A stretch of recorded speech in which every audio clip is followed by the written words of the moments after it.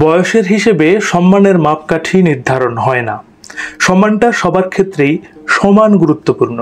সম্মান এমন জিনিস যা পেতে হলে আগে দিতে হয় শ্রদ্ধা ভরে, তবেই পাওয়া যায়।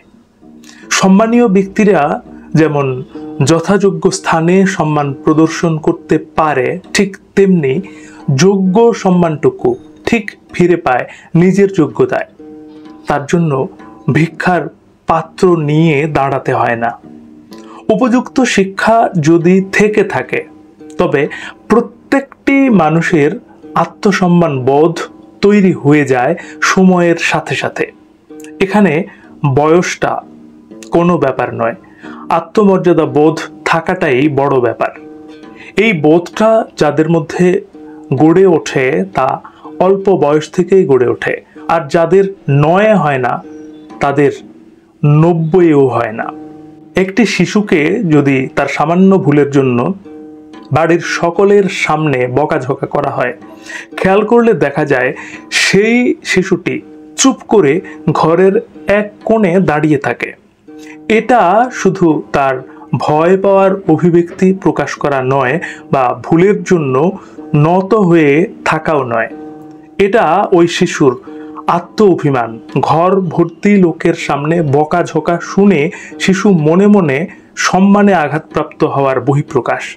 তাই সম্মানটা সবার ক্ষেত্রেই প্রযোজ্য। ছোট বা বড় হওয়াটা মুখ্য কারণ নয়।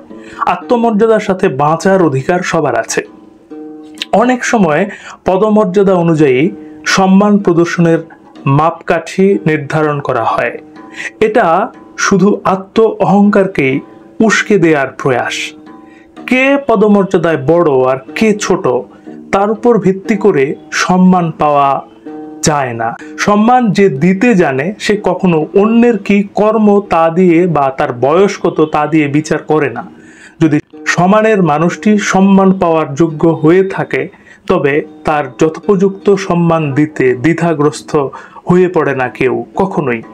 বয়সে ছোট মানুষটিও বড়দের কাছে সম্মান আদায় করে নিতে পারে তার আচার আচরণবিধি, সততা, নৈতিকতা ও আদর্শ বোধের দ্বারা। আবার একজন পূর্ণবয়স্ক মানুষও তার অনৈতিক কাজকর্ম বা অসততার কারণে নিজের সম্মান খোয়াতে পারে সকলের কাছে। সম্মান যার যার ব্যক্তিগত সম্পত্তি। সেটা কে কিভাবে অর্জন করবে নাকি হারাবে, এটা নিজস্ব ব্যক্তিসত্তার উপর নির্ভর করে। ক্ষমতার আস্ফালন আর অর্থবিত্ত বৈভব দিয়ে আর যাই হোক, সম্মান কেনা যায় না। হাত উপর করে দিতে জানতে হয়, তবেই হাত পেতে নেওয়া যায়। গায়ের জোরে উঁচু চেয়ারটায় বসা যায়, কিন্তু সেই চেয়ারের সম্মানটা পেতে হলে গায়ের জোর নয়, মাথা নোয়াতে শিখতে হয়। যে সততা ও বিনয়ের সঙ্গে মাথা নোয়াতে জানে, তার মাথাই সবচেয়ে উপরে থাকে। তাই বয়স বা কর্মের বিচারে নয়, মনুষ্যত্বের বিচারে সম্মান প্রদর্শন করা উচিত সবসময়। আপনাকে কেউ সম্মান করলে আপনি অহংকারী হবেন না, উদ্ধত আচরণ করবেন না, বরং কৃতজ্ঞতা প্রকাশ করবার চেষ্টাটা করুন। আপনাকে কেউ সম্মান করছে এর মানে সে ছোট, সেরকমটা নয়। সে মন মানসিকতা, জ্ঞান, বুদ্ধি ও প্রজ্ঞাতে অন্য অনেক মানুষের চেয়ে বড়। তার প্রতি কৃতজ্ঞ হন। সম্মান পাওয়ার চেয়ে বেশি সুন্দর হলো অন্যকে সম্মান করতে পারা। এই বোধটা যেদিন আপনার ভেতরে আমার ভেতরে জন্মাবে, সেই দিনই বুঝবেন আপনি আমি অন্য সবার মতন সাধারণ না। ভেতরে আমার ভেতরে আপনার ভেতরে অসাধারণ একটা ব্যাপার সুপ্ত অবস্থায় দিন দিন বড় হয়ে উঠছে। সম্মান করবার মতন মানুষ পৃথিবীতে না থাকলে কোনো মানুষই সম্মানিত হতো না।